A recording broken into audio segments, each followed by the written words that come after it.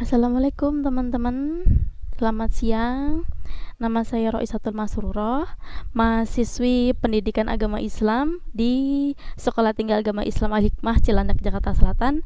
Yang kali ini insya Allah kita akan membahas tentang mata kuliah metodologi studi Islam, yaitu tentang pendekatan studi Islam dalam konteks sejarah, filsafat, semiotika atau interdisipliner.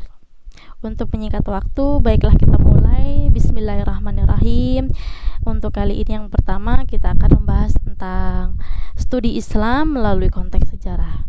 Untuk konteksnya sejarah sendiri mungkin kita bisa menilai untuk pergerakannya mungkin bisa kita mulai dari zaman Rasulullah SAW, di mana studi Islam itu memberikan kita wadah sebagai pencari ilmu untuk mengkaji ulang ilmu-ilmu yang sudah ada, hukum-hukum yang sudah ada, yang sudah Rasulullah ajarkan dan sudah Rasulullah sempurnakan, yang datang dari zaman Nabi Muhammad dan zaman Nabi Adam, zaman sampai ke zaman Rasulullah. Jadi untuk Islam itu sendiri sudah sempurna sejak datangnya Rasulullah, karena Rasulullah datang dengan menyempurnakan akhlak. Oke, makanya dari sini titik beratnya itu adalah pendekatan untuk studi Islam dalam hal sejarah adalah kita dituntut untuk mengkaji seluruh hukum, baik itu sunnah, fikih, atau segala sesuatu yang berkenaan tentang hukum Islam sejak dari zaman Nabi. Kalau untuk dari zaman Nabi, kita sudah diajarkan tentang segala hal yang dikumpulkan melalui wahyu yang disebut dengan wahyu Allah, kalam Allah, yang disampaikan langsung kepada yang disampaikan kepada Nabi Muhammad atau Rasulullah SAW melalui malaikat Jibril yang kita kenal dengan Al-Quran untuk saat ini, yang kemudian Al-Quran itu selain daripadanya kita diwariskan juga As-Sunnah. Jadi dari dua sumber ini kita sudah diberikan dua sumber yang insya Allah kalau kita mengikutinya kita akan selamat dunia akhirat. Maka dari itu untuk pembahasan sejarah ini tidak bisa kita pisahkan ya, karena studi Islam itu selain perkembangannya itu pasti kita akan cari titik beratnya dari mana berasal, seperti apa kajiannya, sumber intinya seperti apa sebelum ada perkembangan seperti ini.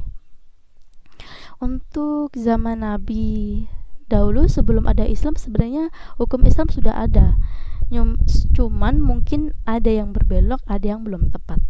Oke, untuk saat ini mungkin kita akan membahasnya seperti yang belum tepat, itu seperti hukum waris, seperti hukum adat, atau yang sudah terlalu banyak melenceng karena zaman kekosongan dari zaman Nabi Isa ke zaman Rasulullah.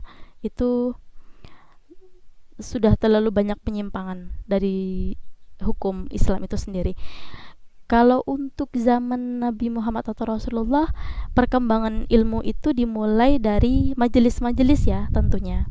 Karena pada zaman itu tidak ada sekolah, tidak banyak orang yang bisa baca atau menulis, tidak banyak sarana. Jadi pada waktu itu ilmu disampaikan oleh Allah melalui mimpi atau wahyu, yang kemudian disampaikan kepada sahabat, yang kemudian berangsur-angsur sahabat juga bersama Rasulullah bersama-sama untuk belajar membaca, menghafal, menulis, kemudian disampaikan kembali, dan akhirnya sampai sekarang alhamdulillah sampai ke kita. Akhirnya kita tahu bagaimana perkembangan Islam, bagaimana kita tahu seluk-beluk dan sumber-sumber Islam itu. Kalau untuk intisari dari studi Islam itu mengajarkan kita atau intinya adalah bagaimana Islam, dari mana Islam itu berasal, tokoh-tokoh yang bisa kita teladani seperti apa, teori-teori dari banyak tokoh seperti Ibnu Taimiyah, seperti ilmu-ilmu yang berkembang atau majelis-majelis pada zaman Bani Umayyah, Bani Abbasiyah, kemudian pada zaman-zaman seperti zaman Mu'tazilah, zaman Khawarij, itu ada perkembangannya sampai saat ini ilmu studi Islam itu dikaji hingga terbentuk seperti Universitas Islam, Universitas Islam sampai sekarang ini terus yang sampai sekarang ini mengalami perkembangan. Untuk perkembangan sendiri ini, yang alhamdulillahnya kita cukup bersyukur karena banyak sekali tokoh-tokoh yang tidak berhenti untuk berpikir dan mengembangkan ilmu atau menelaahnya, yang akhirnya pada saat ini kita sudah banyak tahu seperti apa, dan kita pun dituntut untuk tidak berhenti berpikir. Oke, untuk kali ini dari segi sejarah kita sudah mendapatkan poin bahwa dari segi sejarah tidak bisa kita pisahkan sejak zaman Nabi, perkembangannya, ilmunya, titik beratnya, atau sampai ke tokoh-tokohnya. Yang kemudian pada pendekatan kedua, studi Islam ini bisa kita bisa mulai dengan pendekatan filosofi. Jadi kalau untuk filosofinya itu, kita sebagai makhluk yang sudah diberikan akal pikiran, yang sudah dijadikan makhluk yang sempurna, dituntut atau diminta untuk mengembangkan ilmu yang sudah ada atau yang sudah kita terima sampai sekarang ini, hingga menjadi lebih baik dan lebih bagus untuk perkembangan zaman atau untuk maslahah umat. Jadi fungsi dari pendekatan filsafat ini, kita diminta untuk berpikir terus, mencari dari sumbernya, mengembangkan, menyampaikannya, hingga insya Allah setiap titik masalah ilmu atau segala sesuatu yang kita cari, akar dan perkembangannya itu insya Allah akan berguna untuk masalah umat. Nah, kalau untuk filosofi ini akan banyak sekali ya teori, untuk teman-temannya semua bisa dibaca mungkin untuk artikelnya. Itu banyak sekali. Jadi untuk pendekatan filosofi ini banyak sekali metode, seperti kita harus mencari bahannya dulu seperti Al-Quran dan hadis, metode pembahasan, metode pencarian bahan, yang kemudian kita bisa lakukan kembali dengan pendekatan, yang akhirnya kita akan mendapatkan fungsi atau mendapatkan hasil. Jadi fungsi dari filsafat ini yang bisa kita dapatkan insya Allah yaitu dengan ilmu yang sudah ada, kita diminta untuk mengembangkannya, untuk mencari, untuk menjadikan diri kita orang yang lebih mencari hikmah dari sebuah teori, sebuah hukum, yang insya Allah ilmu atau hukum itu akan menjadikan kita lebih teguh, yang menjadikan kita menjadi pribadi yang lebih kritis, pribadi yang lebih intelektual, dan juga lebih toleran. Untuk pendekatan yang ketiga itu pendekatan semiotika, yaitu pendekatan yang sebenarnya mengkaji dari ilmu yang berikut dengan tanda-tandanya. Jadi untuk semiotika ini seperti pemikiran yang pengkajiannya itu titik beratnya adalah dari tanda-tandanya. Kalau untuk semiotika ini dalam artikel itu tidak bisa kita pisahkan dari dua tokoh ini ya. Tokohnya Ferdinand de Saussure. Maaf, kayaknya kurang hafal. Untuk tokohnya seperti Ferdinand de Saussure dan Charles Sanders Peirce. Jadi fungsi dari semiotika adalah mengkaji tanda-tanda dari sebuah studi melalui ilmu yang dari tanda-tanda tersebut kita mencari maknanya. Untuk selanjutnya, kalau untuk pendekatan interdisipliner atau multidisipliner adalah kita mengkaji sebuah ilmu untuk mencari perspektif yang lebih komprehensif, yang kemudian bisa kita sampaikan kembali dengan cara yang lebih dapat dipahami. Yang sebenarnya dari pendekatan interdisipliner ini menjadikan ilmu itu sendiri tidak berbatas, atau sebenarnya ilmu itu sendiri mempunyai cakupan yang lebih luas, yang bisa kita kaji, yang bisa kita gali, yang mungkin bisa kita dapatkan hasil yang lebih baik, yang lebih luas, sehingga dapat sama saja seperti filsafat untuk mengembangkan ilmu yang tidak hanya menitik beratkan pada ilmu yang sudah ada. Jadi tidak mempersempit ilmu dan menjadikannya artian ilmu itu menjadi lebih luas, karena ilmu itu tidak sebatas fikih, tidak sebatas Al-Quran, tidak sebatas sunnah, tapi bisa kita gali kembali dari fatwa para ulama, dari hadis-hadis yang mungkin kita belum tahu dari mana datangnya, mungkin kita bisa kaji, atau dari banyak pendapat yang bisa kita telaah dan menghasilkan ilmu dan menghasilkan sebuah poin yang insya Allah mungkin bisa kita cari masalahnya atau manfaatnya.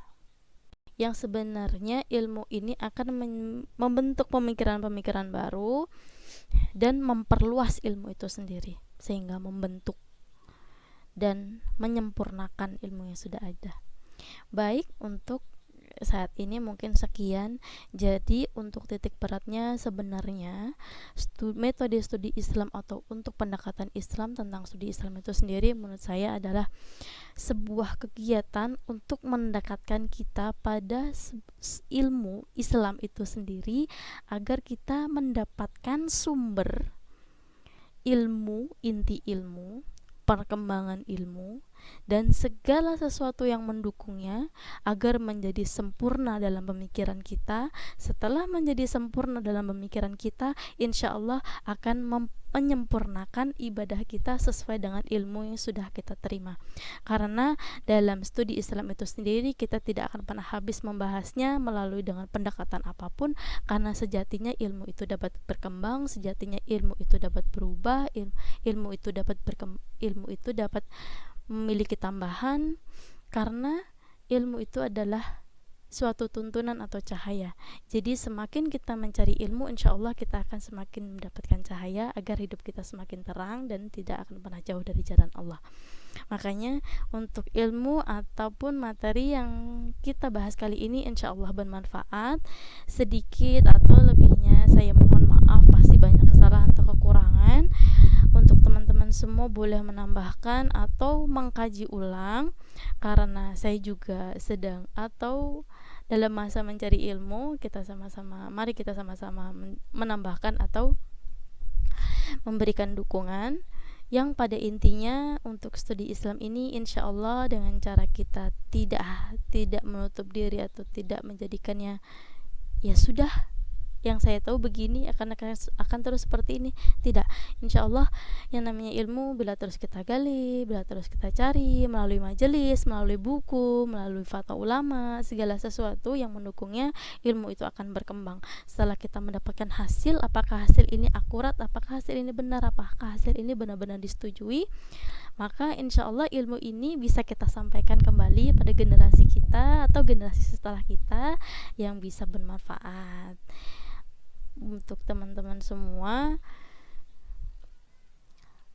mungkin pembahasan kali ini saya kira cukup. Mungkin kita tidak akan pernah ada habisnya ya, apalagi kalau untuk pembahasan dari pendekatan studi Islam ini sebenarnya banyak sekali. Contohnya seperti Islam yang kita lakukan, studi Islam kita bisa cari dalam segi sejarah, itu banyak sekali ilmuwan yang bisa kita baca, dari ilmuwan pada zaman Rasulullah sendiri, pada zaman tabi'in, yang kemudian lahirlah seperti tokoh-tokoh pada zaman Bani Umayyah, Bani Abbasiyah seperti Ibnu Taimiyah, Ibnu Sina. Jadi kembali ajar ilmu atau segala sesuatu ini dikotak-kotakan atau dikelompokkan seperti fikih, hadis, atau segala sesuatu yang mendukung tentang Islam itu sendiri, yang insya Allah tidak akan pernah berhenti sampai akhir zaman, sampai ilmu itu akan bermanfaat bagi generasi setelah kita dan seterusnya. Baik, untuk saat ini kembali saya tekankan terima kasih untuk semuanya sudah menyaksikan, untuk meluangkan waktunya Sedikit banyaknya saya mohon maaf bila banyak sekali kesalahan, bila banyak sekali yang harus dikoreksi, banyak sekali yang harus ditambahkan. Tapi saya mau berterima kasih. Semoga ilmu atau teori tentang teori tentang metodologi studi Islam ini bermanfaat untuk kita semua. Selamat siang, wabillahi taufik wal hidayah. Wassalamualaikum warahmatullahi wabarakatuh.